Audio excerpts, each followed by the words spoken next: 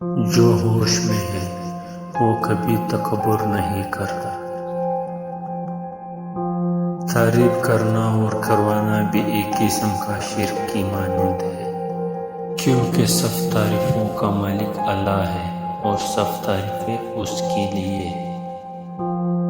اقوال عقل مندوں کے لیے ہے، نادانوں کو ان سے کوئی فائدہ نہیں ہوتا۔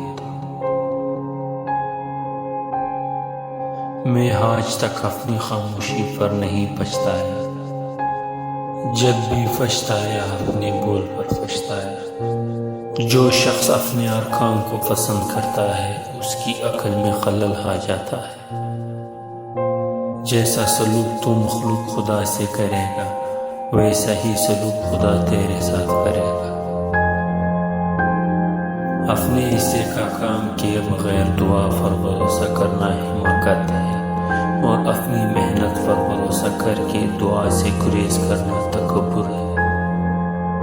جو شخص دوسروں کے غم سے بے غم ہے آدمی کہلانے کا مستحق نہیں۔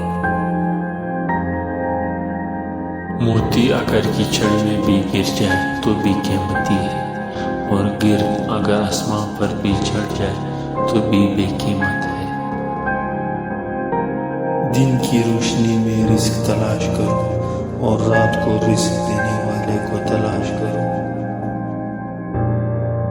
جو تیرے سامنے اوروں کی برائی کرتا ہے وہ اوروں کے سامنے تیری بھی برائی کرتا ہے۔ توبہ کرنا آسان ہے لیکن گناہ چھوڑنا مشکل ہے۔ دنیا میں آنا آسان ہے لیکن اس سے چھٹکارا پانا مشکل۔ تعلیم انسان کو بولنا تو سکھا دیتی ہے مگر یہ نہیں سکھاتی کہ کب کہاں اور کتنا بولنا ہے۔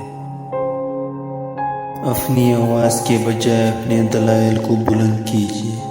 پھول بادل کے گرجنے سے نہیں برسنے سے اگتے ہیں۔